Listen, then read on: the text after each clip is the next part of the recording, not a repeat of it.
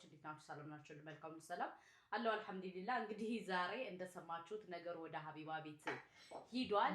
በመጀመሪያ ደረጃ የገጠር ልጅ ብዙ ጊዜ እየነቀለ ይወጣል ማለት ነው። ለምን ካላችሁ እያነበበ ስለሚናገር ምንም መረጃና ማስረጃ ስለሌለ ሁል ጊዜ እያነበበ ስለሚናገር ምንድነው የሚያደርገው መሰላችሁ ውዶቼ ማለት ነው? ሚውት ያደርጋል ይመጣል፣ ሚውት ያደርጋል ይመጣል ማለት ነው። ማነው የገጠር ልጅ። በሁለተኛ ደረጃ ደግሞ የይመች ሚስት ማለት ነው። እኔ በጣም ነው የገረመኝ ውዶቼ። ከኛ ጋር ላይቭ ነበረች ቅድም ላይቭ ላይ ገብተን እያወራን እኛ ስለማናቅ ነው እንጂ ገብታ እያወራች ነበረ ማለት ነው። የገጠር ልጅ ምን አጠፋ? ለምንድን ነው ሁላችሁም የገጠር ልጅ የምትወነጅሉት እንደዚህ የምትሉት እያለች ብዙ እያወራች ነበረ። እኛ ግን ወላሂ አላወቅናትም ማለት ነው። እና የገጠር የይመች ቤተሰቦች ኦንላይን ላይ አሉ ያጀማ ማለት ነው። አካውንቷ ደግሞ ማን የሚል መሰላችሁ? የሽዋዋ ነው የሚለው የሽዋዋ ምንድነው የሽዋ ቆንጆ ምናምን ነው የሚለው ማለት ነው። ይሄ አልቀረብሽም ማለት ነው። እና ለማንኛውም አሁንም ቢሆን ያጀማ እህት ወንድሞቻችን በሷ ጉዳይ የምትሰሩ ፕሊስ ከቻላችሁ በውስጥ ብትጨርሱ ባይኔ። ለምን ካላችሁ እኛ ሳናቃቸው ከኛ መካከል አሉ እነዚህ ሰዎች ማለት ነው። በሁለተኛ ደረጃ ደግሞ እነዚህ ሰዎች ወደኋላ አይመለሱም። ለምን ካላችሁ በጣም ብዙ አይነት ነገር አላቸው ማለት ነው። በጣም በደንብ ተያይዘው የሚሄዱ ሰዎች ናቸው ማለት ነው።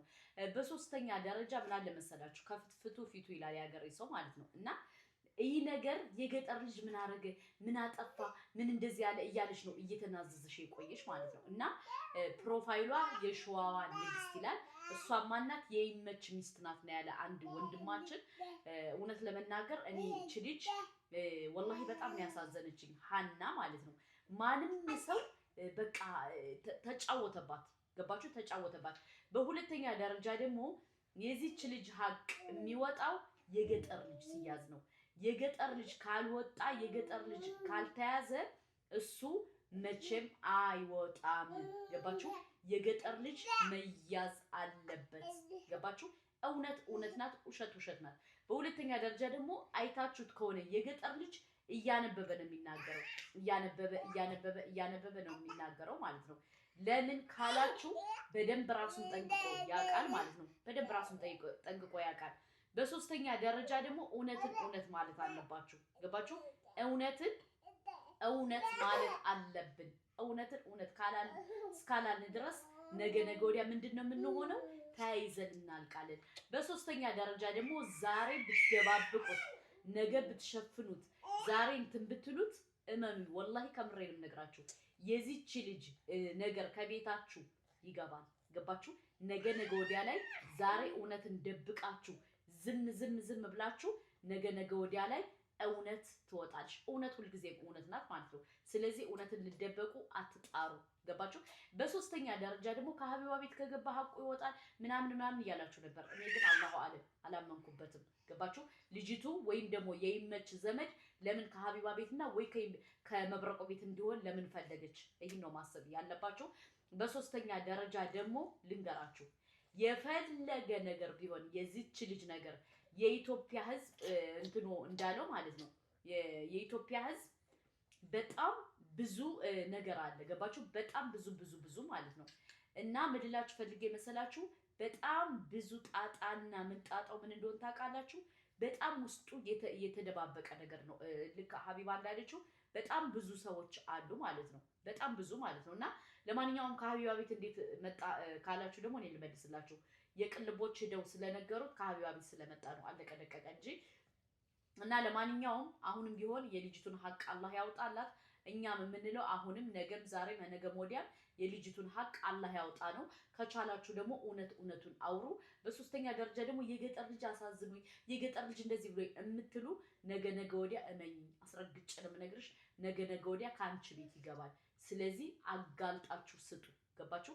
የደላላይ ሚስቶች ደግሞ መብዛታቸው ያጀማ፣ የደላላይ ሚስት ወላሂ በየቦታው ናቸው ማለት ነው። እና አሁንም ቢሆን ፍትህ ለሀና እያላችሁ መጮህ አለባችሁ። ሀና የሁላችንም ልጅ ናት። ገባችሁ? ወደዳችሁም ጠላችሁም ሀና ፍትህ ለሀና እያላችሁ መናገር አለባችሁ። ለምን ካላችሁ ዛሬ ከሀና ጋር የገባው ነገር ነገ ወዲያ እናንተንም እንደማይጎዳችሁ አምሪ ሊያቱኑ ገባችሁ? ምክንያቱም እነዚህ ሰዎች በጣም ሀቢባ ዛሬ ራሱ ተናገረች። በጣም የተያያዙ በጣም ረጅም ነው ሰንሰለቱ ገባችሁ? ተስፍሽ ሐረርጌው ሰርች አርጋችሁ ገብታችሁ ስታዩ አለ ከ1000 ሰው በላይ በዛ ሞቷል። ከ1000 ነው ከ10,000 በላይ ሰው ሞቷል።